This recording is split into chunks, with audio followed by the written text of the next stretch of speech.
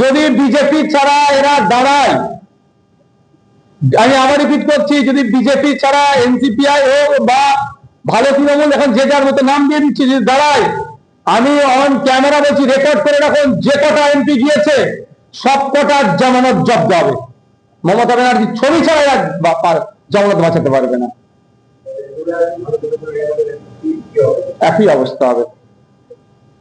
বুঝতে পারছেন? 21শে জুলাই তো দেখলেন আপনারা। পশ্চিমবঙ্গ বিধানসভা ইতিহাসটা অনেক প্রাচীন। পশ্চিমবঙ্গ বিধানসভা আমরা 1924 না 26-এ তৈরি হয়েছে। ইতিহাসে এই প্রথম হলো কোনো মার্শাল সাসপেন্ড হলো। তো মার্শাল সাসপেন্ড হয়েছে, এটা সম্পূর্ণরূপে স্পিকার স্যার বা সংসদীয় রীতির মধ্যে পড়ছে। আমি তো ওই দপ্তরের মিনিস্টারও নয়, পরিষদীয় মন্ত্রীও নয়, বা না স্পিকার স্যার আমার মনে হয় ওনাকে জিজ্ঞাসাবাদ বা ওনাকে কোশ্চেনটা করলে উনি যথাযথ উত্তর দিতে পারবেন। তবে এতটুকু আমি বলবো, এটা নজিরবিহীন।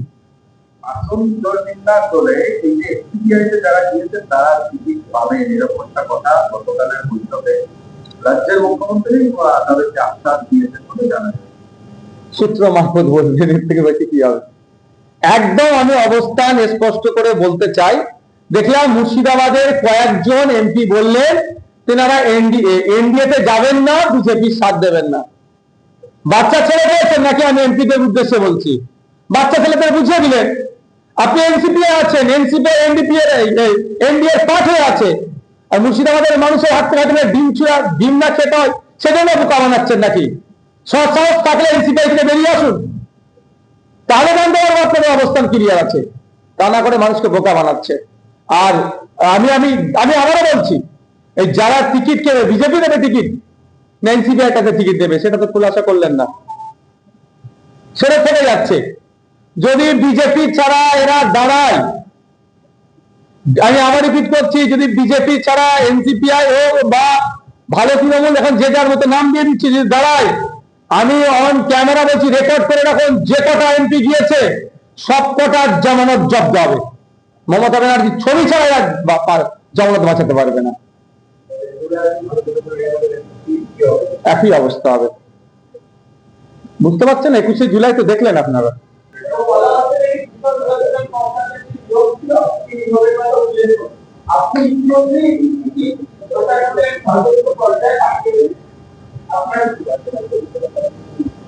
গতকাল থেকে আমার কাছে রাজ্যের বিভিন্ন জেলার বিভিন্ন এলাকার মানুষজন ফোন করে যে তাদেরকে কোনো জায়গায় থানায় দেখে বা থানার পক্ষ থেকে পুলিশকে পাঠিয়ে এই নিদান দেওয়া হয়েছে যে মাইক খুলে নিতে হবে। মসজিদ কমিটি বা ধর্মস্থান, মন্দির বা যে কোনো জায়গাতে মাইক খুলে নিতে হবে। বিশেষ করে মসজিদে যেগুলো খুলেছে, আমার কাছে খবর এসেছে যেগুলো কে বলেছে। আবার জানতে চেয়েছি, কিন্তু পুলিশের পক্ষ থেকে কোন রিটেন অর্ডার কপি বা নোটিফিকেশনের কোনো কপি দেয়নি। পুলিশকে জিজ্ঞাসা করা হলে পুলিশ এই ধরনের তাদেরকে এড়িয়ে গেছে যে এই ধরনের কোনো রিটেন কপি নাই, বলা হচ্ছে এটাকে শুনতে হবে। কিন্তু এটা ব্যাপারে হয় না। আমরা দূষণ নিয়ন্ত্রণের পক্ষে, বারবার পলিউশন কন্ট্রোলের পক্ষে, আমরা পলিউশন হোক, সাউন্ড পলিউশন হোক, আমরা কোনোভাবেই চাই না। কিন্তু এটা একবার না একাধিকবার কলকাতা হাইকোর্ট থেকে সুপ্রিম কোর্ট পর্যন্ত মামলা গড়িয়েছে। স্পষ্টভাবে সেখানে গাইড করে দেওয়া হয়েছে যে কোন জায়গায় কত ডেসিবেল সাউন্ড বাজাতে পারে।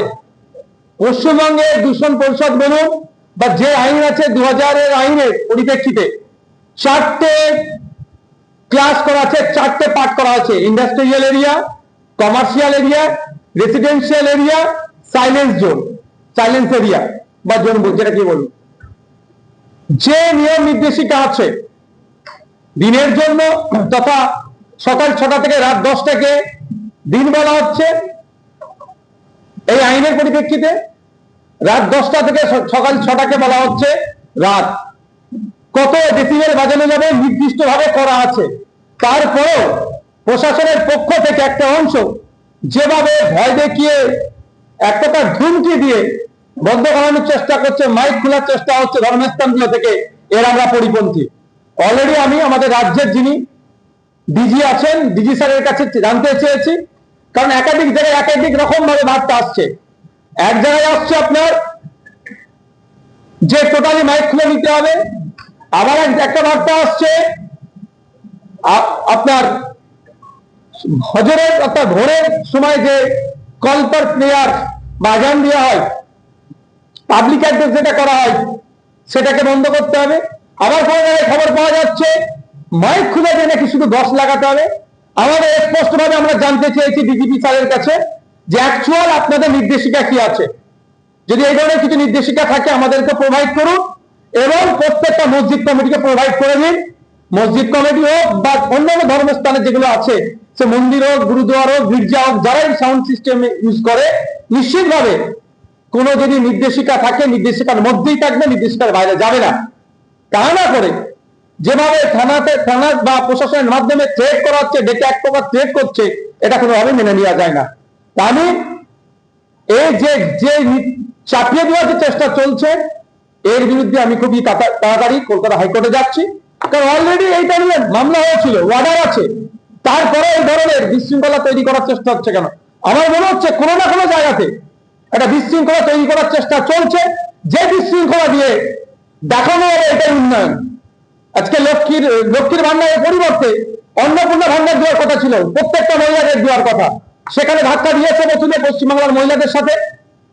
আজ আর এই মাসে অন্নপূর্ণা যোজনার যে প্রকল্পের টাকা এখনো পর্যন্ত পৌঁছাতে পারেনি। শুধু তাই নয়, দিল্লির মতো পেট্রোল ডিজেলের দাম হওয়ার কথা বলেছিল, 450 টাকায় গ্যাস পাওয়ার কথা বলেছিল, 200 ইউনিট বিদ্যুৎ ফ্রির কথা বলেছিল, সে কথা প্রমিস করেছিল, ম্যাক্সিমামটা ফেল করছে। তাহলে জনমানুষের যে ক্ষোভের সঞ্চয় হয়েছে, ক্ষোভের সৃষ্টি হয়েছে, আমার মনে হয় কোনো না কোনো সেই কখন তাসনিমাকে ডেকে নিয়ে সেই ক্ষোভটাকে প্রশমিত করার চেষ্টা করেছিল। সমগ্র মুসলিম সমাজের মানুষ তাসনিমাকে পাত্তাই দেয়নি, সেটা ওষুধটা হয়তো কাজ হয়নি। তাহলে আমার মনে হচ্ছে নতুন করে একটা বিশৃঙ্খলা তৈরি করার জন্য অপচেষ্টা চলছে। শুধু তাই নয়, আর্টিকেল 14, 19, 21, 25 থেকে 28 সরাসরি ভায়োলেশন হচ্ছে, এটা চাপিয়ে দেওয়ার জন্য। তাই এটাকে সামনে রেখে আমরা কলকাতা হাইকোর্টে যাচ্ছি, আইনি লড়াই হবে। যদি বিজেপি ছাড়া এরা দাঁড়ায়, আমি আবার রিপিট করছি, যদি বিজেপি ছাড়া এনসিপিআই হোক বা ভালো তৃণমূল, এখন যে যার মতো নাম দিয়ে দিচ্ছে, যদি দাঁড়ায়, আমি অন ক্যামেরা বলছি, রেকর্ড করে রাখুন, যে কটা এমপি গিয়েছে সব কটার জামানত জব্দ হবে। মমতা ব্যানার্জি ছবি ছাড়া জামানত বাঁচাতে পারবে না, একই অবস্থা হবে। বুঝতে পারছেন? 21শে জুলাই তো দেখলেন আপনারা, পশ্চিমবঙ্গ বিধানসভা ইতিহাসটা অনেক প্রাচীন। পশ্চিমবঙ্গ বিধানসভা আমরা 1924 না 26-এ তৈরি হয়েছে। ইতিহাসে এই প্রথম হলো কোনো মার্শাল সাসপেন্ড হলো।